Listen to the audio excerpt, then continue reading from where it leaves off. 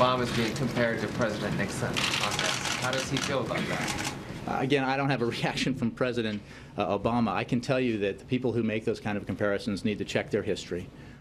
All right, well, we did. Let's just say it is weird. The timing of all this White House scandal stuff is weird. 40 years, almost to the day, the Congress took up its Watergate hearings that would later captivate a nation and a world, despite throughout the guy they were investigating trying to act business as usual and everything was hunky-dory in this world.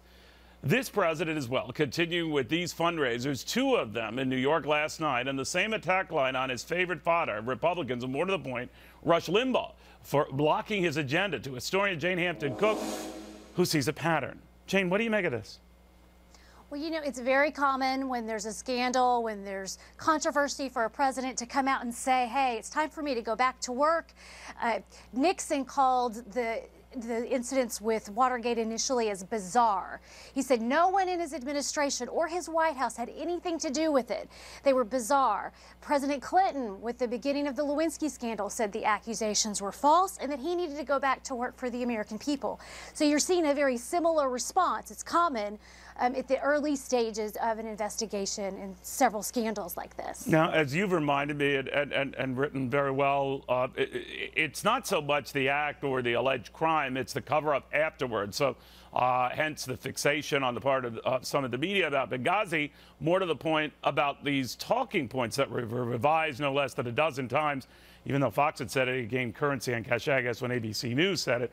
But in the case of these IRS investigations, whether anyone at the administration might have been involved and whether there was an effort to cover that up, it was way too early to say. But that is what gets the attention, and that is what hearings invariably try to bring out.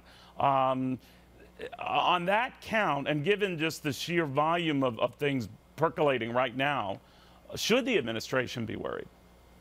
Well, they should be concerned because, unlike Watergate, the faces of Watergate, who were they? Well, it turned out to be the administration, the different president's men that fell kind of one by one. Who are the victims today? You've had 2 of them on your program already.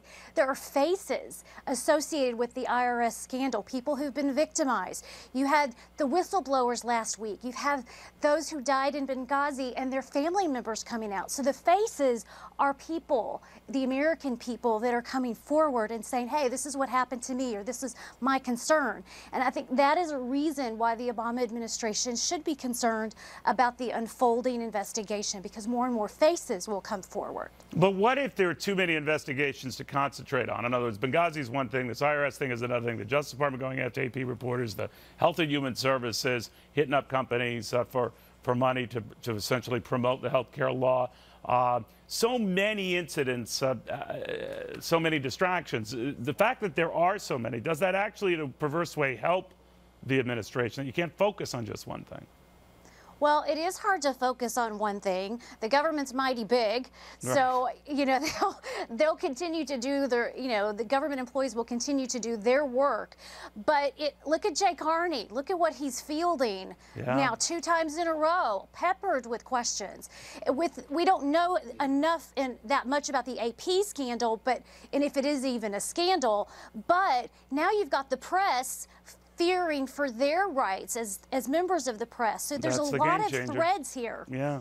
Jane Hampton Cook, historian extraordinaire, book on the Adamses is out right now. Thank you very, very much, Jane.